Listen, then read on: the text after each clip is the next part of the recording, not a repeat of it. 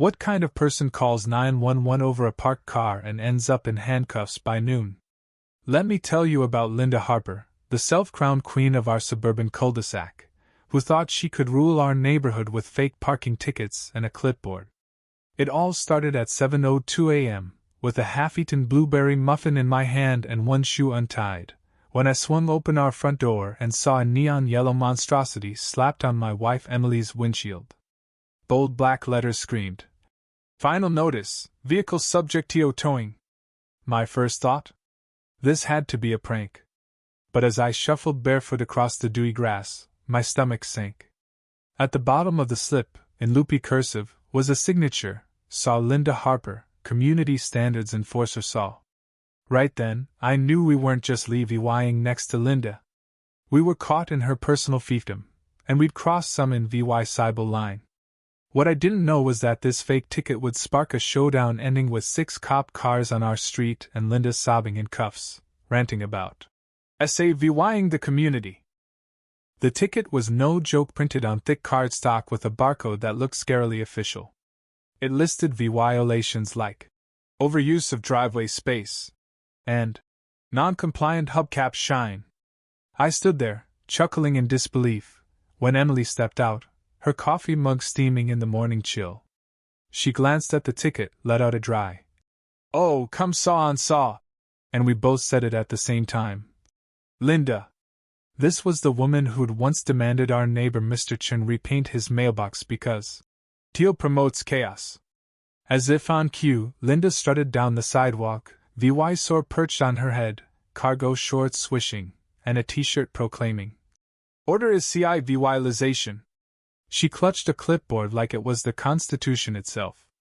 Before we could speak, she launched into a tirade about vehicular misconduct and preserving curb appeal, as if Emily's spotless Honda Accord was a blight on humanity. Emily, cool as ever, cut in. "Linda, who gave you the right to issue tickets?" Linda sniffed, adjusted her VY sore, and declared, "The HOA entrusted me to uphold standards. This is an emergency measure." I was speechless, torn between awe and outrage at her gall. Emily sipped her coffee and said, "Pretty sure that's not how laws work," before heading inside to call the HOA board. By lunch, we had confirmation. Linda had zero authority. Her Community Standards Enforcer title was as real as a unicorn. The board was LEVYD, promising to address her, but we knew a polite email wouldn't faze Linda's delusions. We decided to let it slide for now. Big mistake. That evening, our neighbors Mike and Lisa strolled over, beers in hand, looking like they'd seen a ghost. Mike held up his own neon yellow ticket. "She got you too, huh?" Lisa groaned. "She once measured our Christmas lights to ensure they weren't too festive." We laughed, but unease crept in. Annoying was one thing, forging legal documents was another.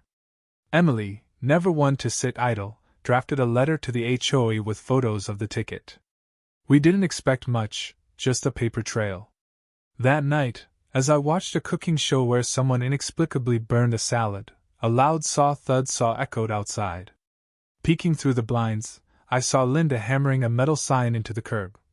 "No parking zone, authorized vehicles only," complete with a clip art seal. Emily, arms crossed, grabbed her phone and started recording. She stepped into the driveway, her voice steady. "Linda, did the HOA approve this sign?" Linda's face twisted like she'd bitten a lemon. She shouted about protecting property values and executive action, then threatened to call the city. Emily didn't blink. "Who authorized this, Linda?" When Linda stammered, Emily smiled faintly. "Got it. Thanks." We documented everything, tickets, signs, her rants, unaware how crucial it'd be. Because Linda, sensing her grips slipping, went nuclear. The next morning felt normal. I brewed coffee, Emily scrolled her phone, our dog Muffin chased squirrels. Then Linda called 911, claiming Emily had waved a weapon at her during last night's spat. Within minutes, our quiet street was a sea of flashing lights. 6 cop cars blocked the cul-de-sac like we were filming a crime drama. Neighbors peeked out, phones up, as officers spread across the lawn. Emily stood calm, hands VY Cybele, showing her VY Dale. Linda, on her porch, clutched her chest like a soap opera diva, wailing about being threatened. I held Muffin, in pajama pants, wondering how our life had become a VY Row meme. Officer Daniels, a broad guy with a steady VYB, approached Emily. She explained, handing over the footage of Linda's sign-hammering tantrum. Daniels watched, a smirk flickering. Meanwhile, Linda's story unraveled. She claimed Emily had something shiny, then backtracked to maybe a threatening to VYC. Another officer radioed, and a super VY sore rolled up, looking like he'd rather be anywhere else. Linda's pleas grew frantic, pointing at our house, the signs, the sky. Neighbors recorded every second. Mike mouthed, "What the hell saw?" across the street while Lisa fake watered her plants to eavesdrop. Daniels called us over. The VY Deo, plus witness statements, cleared us. Linda, however, was now under scrutiny for a false police report, a serious crime. Her face crumpled, from smug to stunned, as officers cuffed her. The crowd gasped, then laughed, as she shouted about conspiracies and her duty. Daniels deadpanned, "Ma'am, you have the right to remain silent. Please do." Mike slow clapped. Lisa cheered. Muffin barked. Emily squeezed my hand, and we exhaled. The cops stayed, taking statements. Linda, it turned out, was a repeat offender. She'd called 911 on Mike for illegal construction, he was fixing a birdhouse, and on a team for selling lemonade. This time, with VY Deo proof and a street full of witnesses, she was done. She faced charges for false reporting, misuse of 911, and fraud. Those tickets were designed to scam people into thinking they owed fines. The HOA distanced itself, avoiding liability. That night, our street turned into a block party. Lawn chairs, beers, a Bluetooth speaker blasting pop hits. Kids ran free. It was the first real community VYB in ages. Officer Daniels, off-duty in jeans, joined us, grabbing a cookie. He said Linda was still spinning tales at the station, claiming she'd been hypnotized. We laughed until we hurt. He hinted at a broader investigation if more VY Tims spoke up. Linda's reign built on fake tickets and petty power had collapsed. The next day, our street felt lighter. No Linda yelling about grass length.